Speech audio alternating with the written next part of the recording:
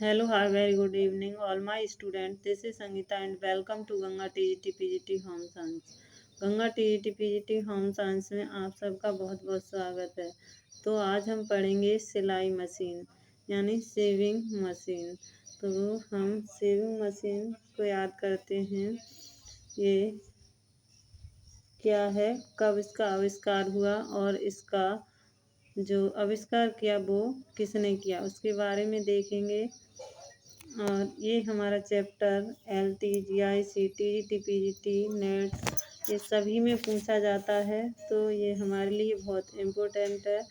तो हम ये पढ़ लेते हैं। पहले देखते हैं कि प्राचीन काल में, हम अपना टॉपिक है देखते हैं।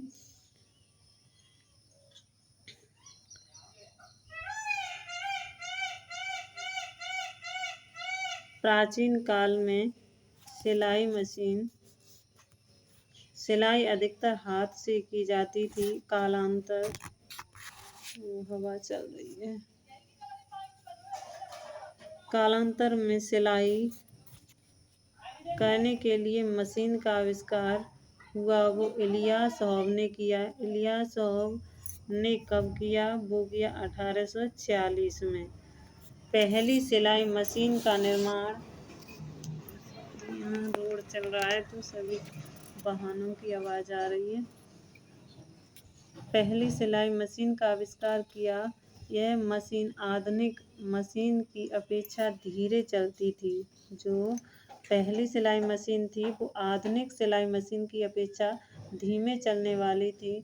आज बाजार में अनेकों प्रकार की सिलाई मशीनें उपलब्ध हैं। विभिन्न निर्माताओं जैसे ऊषा, मेरिट, सिंगर, फिलिप्स आदि द्वारा सिलाई मशीन के भिन्न भिन्न मॉडल या प्रतिरूप निर्मित किए जाने लगे हैं, परंतु प्रत्येक सिलाई मशीन की मूल बनावट तथा प्रक्रिया लगभग समान होती है। यदि एक प्रकार की सिलाई मशीन की बनावट तथा प्रक्रिया को अच्छी प्रकार समझ लिया जाए तो सभी प्रकार की मशीनों का सुविधाजनक रूप से प्रयोग किया जा सकता है। सिलाई मशीन के प्रयोग में दक्षता लेने के बाद कम प्रयास में अच्छा वस्त्र सिला जा सकता है। आजकल बाजारों में आधुनिक मशीन भी उपलब्ध हैं, जैसे सिंगर की फैशन मेकर मशीन। सभी मशीनों का सिद्धांत लगभग एक सा ही होता है, यद्यपि कुछ बातों में भिन्नता होती है। जैसे कुछ मशीनों में बकिया को इंटरलॉक करने की सुविधा होती है, कुछ में जिगजैग चेन स्टिचिंग का प्रावधान होता है। यद्यपि इन विभिन्नताओं को देखते हुए सिलाई मशीन को खरीदते समय निम्न बातों का ध्यान रखना चाहिए। तो सबसे पहले सिलाई मशीन खरीदते समय किस बात का ध्यान रखना चाहिए? तो सबसे पहले हमें देख लेना चाहिए सिलाई मशीन किस विश्वसनीय प्रतिष्ठान से ही खरीदनी चाहिए, क्योंकि उनकी मशीन प्राय अच्छी होती हैं। यह प्रतिष्ठान पुर्जे की मरम्मत तथा अतिरिक्त पुर्जे की सुविधा भी देते हैं। नंबर दो पर बाजार में मशीनों के विभिन्न मॉडल उपलब्ध होते हैं। अपनी रुचि तथा स्थान की उपलब्धता के अनुसार मशीन का चुनाव करना चाहिए। यदि स्थान की कमी है तो टेबल मॉडल के स्थान पर पोर्टेबल मॉडल का चुनाव करना चाहिए।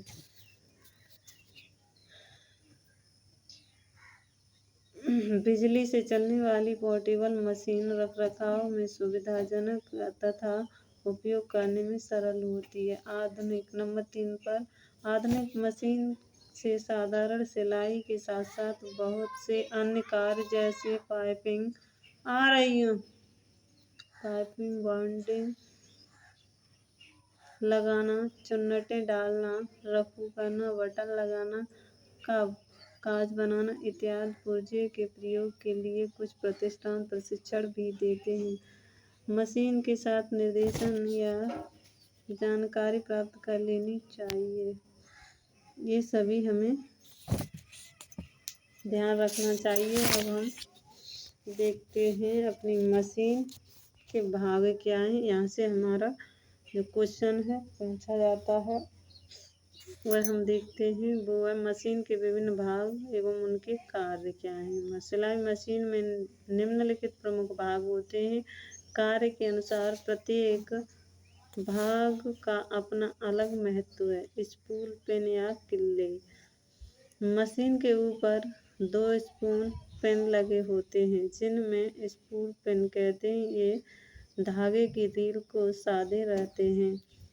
यह किल्ली क्रम से बहुभुजा आम पर दो या तल्ली के ऊपर फिरकी भरने वाले स्थान बॉबिन वेंडर के नीचे होते हैं। ये कहाँ है? ये है किल्ली। यहाँ पर देख लेते हैं हम अपने भाग। तो स्पूल कहाँ है? पहले नंबर पर। तो स्पूल हमारी ये है। एक बार में ही समझ लेते हैं सभी भाग। इसका कार्य क्या है? इसमें यानी रील होती है हमारी, धागा होता है, इसमें फंसाया जाता है। जो रील होती है वो इसमें डाली जाती है। यहाँ से फिर यहाँ से डाल के यहाँ पर ये धागा डाला जाता है। उसके बाद दूसरे नंबर पर हथपहिया। हथपहिया कहाँ है? हथपहिया हमारा ये है। ये घुमाने वाला होता है। ये हम पकड़ के घुमाते हैं। ये हथपहिया है। उसके बाद देखते हैं तीसरे नंबर पर टेंशन। टेंशन कहाँ है? Tension regulator. ये है टेंशन। ये हमारा टेंशन है। और वह ये टेंशन ऊपर नीचे करने के लिए टेंशन कहते हैं इसे। आगे देखते हैं। इसमें दो होते हैं, टेंशन नट और टेंशन डिस्क। इसी में टेंशन नट होता है बाहर को होता है, टेंशन डिस्क होता है वो अंदर को होता है। अगर मशीन इसमें जो टेंशन नट है वो अंदर जो धागा डालते दो वो प्लेटें सी लगी होती है, वो टेंशन नट जो बोल्ट होता है उसी को हम टेंशन नट कहते हैं। आगे देखते हैं thread take up liver. Thread take up liver कहाँ है? वो है थ्रेड टैकअप लीवर। मतलब ये जो हमारा दबाने का कार्य करता है, उसे उठाने पर कपड़ा दबता नहीं, ऊपर निकाला जाता है और जब ये नीचे को डाल देती है वह कपड़ा दबा लेता है। वह दबाने का थ्रेड टैकअप लीवर होता है। Foot needle. फुट नीडल 5वें नंबर पर है। फुट नीडल ये है। यहाँ पर नीडल पुट की जाती है, ये हम फुट नीडल कहते हैं। उसके बाद प्रेशर बार। 6वें नंबर पर हम प्रेशर बार देखते हैं। ये हमारा प्रेशर बार, यहाँ पर ये हमारा प्रेशर बार है। उसके बाद हम देखते हैं नीडल क्लैंप। नीडल क्लैंप 7वें नंबर पर है। ये है नीडल क्लैंप।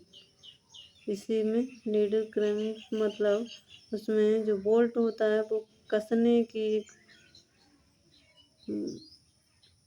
बारीक पिन सी होती है, वह कसने की यानी नीडल को कसने के लिए होता है, वही नीडल क्लैंप होता है। आगे देखते हैं। फिर फिर प्रेशर रेगुलेटर स्क्रू 8 नंबर पर। प्रेशर रेगुलेटर स्क्रू कहाँ है? ये प्रेशर रेगुलेटर स्क्रू ये है, ऊपर लगा होता है। प्रेशर रेगुलेटर स्क्रू ये ऊपर लगा है। और अगले नंबर पर प्रेशर फुट। प्रेशर फुट कहाँ है? ये है हमारा प्रेशर फुट। ये दबाने का कार्य करता है। ये नीचे लगा होता है, दो मुंह की तरह ऐसे ऐसे करके होता है। तो यही हमारा प्रेशर फुट होता है। उसके बाद हम देखते हैं pressure foot lifter. Pressure foot lifter होता है 10वें नंबर पर। कहाँ है? ये रहा प्रेशर फुट लिफ्टर। ये उठाते हैं। सॉरी, हमने ये प्रेशर फुट लिफ्टर ये वाला ये है। ये मैंने पहले गलत बता दिया था। ये मतलब चौथे नंबर पर था थ्रेड टैकअप लीवर। ये मतलब इसमें धागा डाल के नीचे लाया जाता है। इसमें यहाँ से ये इसमें धागा डाला जाता है। यहाँ ये थ्रेड टैकअप लीवर है।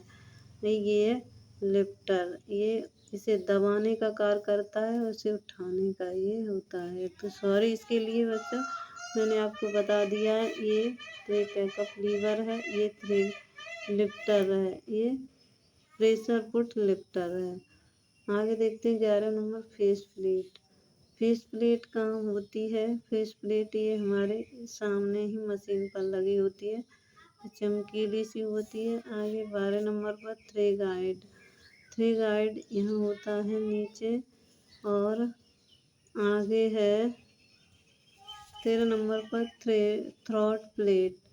थ्रॉट प्लेट हमारी ये है जो चमकीली सी होती है, थ्रॉट प्लेट होती है।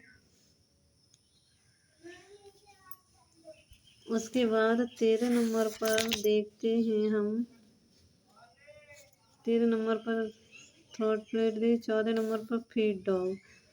फीड डॉग कहाँ है?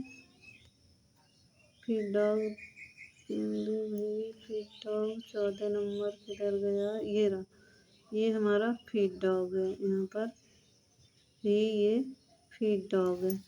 आगे देखते हैं बॉल एंड वाइंडर। 15 नंबर पर बॉल एंड वाइंडर है ये वाला, ये इसमें बॉल एंड वाइंडर है।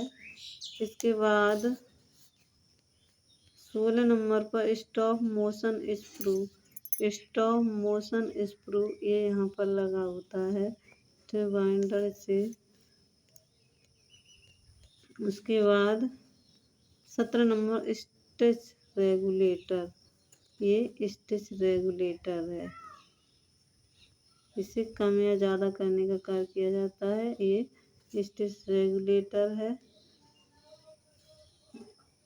तो आज के लिए बस इतना ही, हमने ये सब देख लिया। इससे आगे की जो हथवैया है, ये सब ये देखिए, ये सिलाई मशीन के विभिन्न पुर्जे ये सभी दिए हुए हैं यहाँ पर, आप लोग देख सकते हैं। ये पुर्जे हैं, सभी पढ़ सकते हैं। तनाव रखने, अब जहाँ से क्या कमी आती है कब वो यहाँ से सुधार सकते हैं। मशीन में कोई भी कमी आ जाती है तो हम कैसे सुधार सकते हैं, कैसे सिलाई मशीन को सुरक्षित। Needle bar, needle clamp, pressure bar, pressure regulator screw, pressure foot lifter, face plate, ये सभी आपने समझ लिया होगा। Thread guard, throat plate, feed dog, ये सभी देख लिया होगा। Bobbin winder, stop motion screw, clamp, stitch regulator, bobbin के पायदान, ये सभी आपने देख लिया। सिलाई मशीन की सफाई और देखभाल यहाँ पर देखेंगे। ये सभी हम धागा टूटना, ये किसकी वजह से टूटता है, ये अगली क्लास में